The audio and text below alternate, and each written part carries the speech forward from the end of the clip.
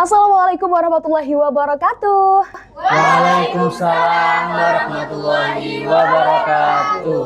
Halo teman-teman KK Media dimanapun kalian berada, bagaimana kabarnya? Semoga kalian semua dalam keadaan sehat walafiat. Amin. Kali ini bertemu lagi pada program kajian di mana saya Salma Safira yang akan menemani kalian pada program hari ini. Kajian ialah salah satu dialog penuh makna di mana kita bisa mengambil yang namanya pengetahuan dari spiritual atau mungkin pengetahuan umum di mana sesuai dengan realita kehidupan kita sehari-hari. Hari ini di mana kita masih yang namanya ditemui oleh bulan Ramadan, di mana bulan penuh barokah, bulan penuh manfaat yang dinanti-nantikan oleh banyak umat gitu kan ya. Nah, dalam Quran Surah Al-Baqarah ayat 183 juga disebutkan bahwasanya di dalam bulan Ramadan ini kita diwajibkan yang namanya berpuasa.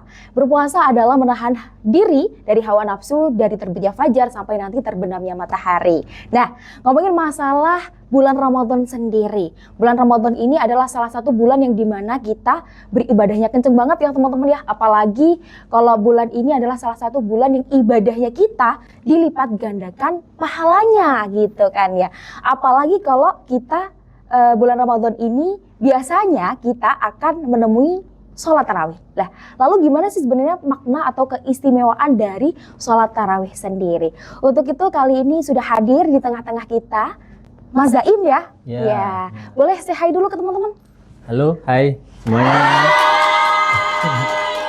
Iya. Mas Zaim bagaimana kabarnya? Alhamdulillah baik. Alhamdulillah. Dan masih berpuasa. Alhamdulillah.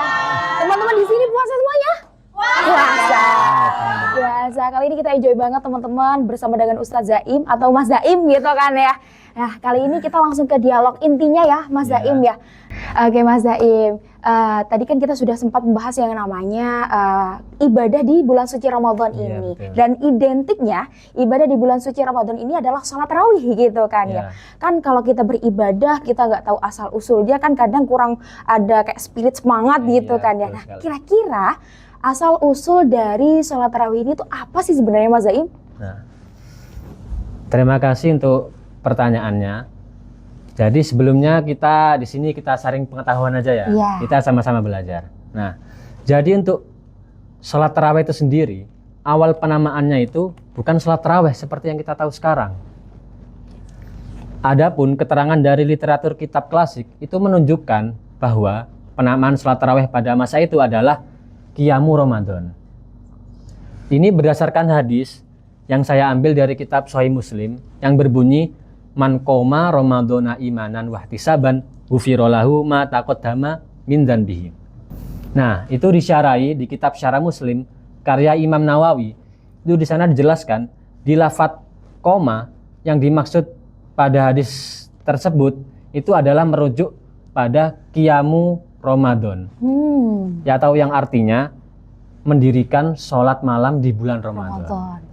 Nah, itu disyarai di kitab Syarah Muslim karya Imam Nawawi. Itu di sana dijelaskan pada lafadz koma yang tertera pada hadis tersebut itu merujuk pada Qiyamu Ramadan yang artinya mendirikan sholat malam di bulan Ramadan. Yang sekarang kita tahu sebagai sholat sunnah taraweh. Nah, dan untuk penamaan taraweh itu sendiri awal mulanya itu ketika ia diidentikan dengan sholat sunnah berjamaah yang memiliki jeda istirahat.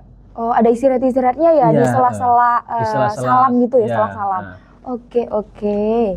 Nah, di kitab Fathul Barinya karya Imam Ibnu Hajar Al-Asqalani itu dijelaskan di sana bahwa taraweh itu adalah bentuk jamak dari lafadz tarwihah yang mana artinya adalah berhenti sejenak atau beristirahat sejenak. Kenapa kok sholat itu dinamakan sholat taraweh? Karena sholat taraweh itu ketika dilakukan para sahabat itu sejenak-sejenak berhenti. Berhenti sejenak atau beristirahat sejenak. Makanya dinamakan sholat taraweh. Oke, berarti sebenarnya ada jeda ya, boleh jeda istirahat gitu kan. Dari 2 kali salam hingga 10 kali salam atau genap 20 kali rokaat. Oke.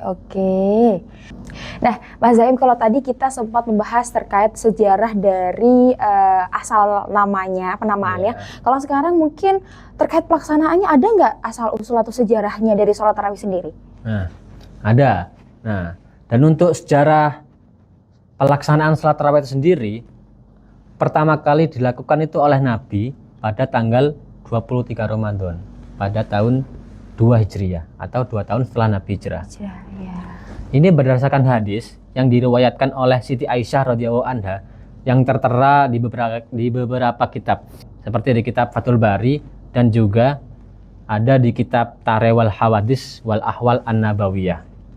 Nah, pada saat itu Nabi Muhammad SAW sempat melaksanakan sholat tarawih berjamaah, tapi hanya bertahan hingga 2 malam saja. Oh, hanya 2 malam ya berarti. Ya, lalu beliau melanjutkan sholat di rumah. Kenapa Nabi melakukan itu? Karena jika beliau tetap melaksanakannya di masjid, takutnya para sahabat akan menganggap bahwa sholat tarawih itu wajib. Biar gak ada salah paham gitu ya Mas ya. Dan Nabi tidak ingin hal itu terjadi karena Nabi khawatir generasi umat setelahnya, ya kita ini akan keberatan untuk melaksanakannya. Oh iya, seperti itu teman-teman. Jadi sholat tarawih sendiri itu ternyata memang hukumnya sunnah gitu. Nah, kalau tadi kita sudah membahas terkait masalah sejarah dari sholat tarawih sendiri, kira-kira nih keutamaan dari sholat tarawih sendiri menurut Mas Zaim itu apa sih? Karena kan kalau kita melihat tadi hukumnya sunnah, biasanya Gen Z itu agak kurang semangat ya kan? Biasanya kurang semangat.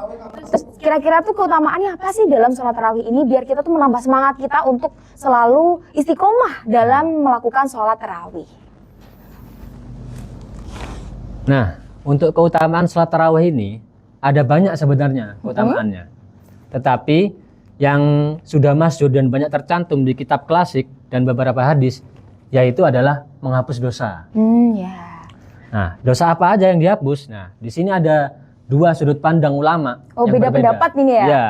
Oke. Yang pertama ini yang namanya Imam Al-Haramain. Nah, beliau berpendapat bahwa yang dihapus di sini adalah hanya dosa kecil aja. Karena jika dosa besar itu butuh tobat yang khusus atau yang sekarang kita kenal sebagai tobat nasuha. Dan untuk pendapat yang kedua, ini dikemukakan oleh Imam Ibnu Al-Munzir. Beliau berpendapat bahwa dosa kecil maupun dosa besar ini bisa dihilangkan oleh sholat tarawih. Karena kasih sayang Allah ini kan luas ya. Iya, betul. Tiada duanya teman-teman. Jadi kalau mau dosanya hilang harus sholat betul. Betul. Oke. Jadi intinya sholat tarawih itu adalah ritual ibadah tahunan kita yang ketika kita kerjakan dengan ikhlas dan penuh keimanan juga ketulusan, maka dosa-dosa lama kita ini bisa hilang. Masya Allah. Seperti itu. Masya Allah sekali. Nih buat teman-teman yang masih belum istiqomah sholat tarawih, yuk sholat tarawih. Ingat dosa kalian ya. Nah, kira-kira pesan-kesan yang ingin Mas Zaim sampaikan kepada teman-teman yang hadir hari ini atau mungkin yang lihat via online gitu ya, untuk semangat kita tetap harus menjaga yang namanya ibadah di bulan puasa. Mungkin untuk pesan saya kali ini adalah untuk tetap melaksanakan sholat tarawih meskipun itu adalah ibadah sunnah.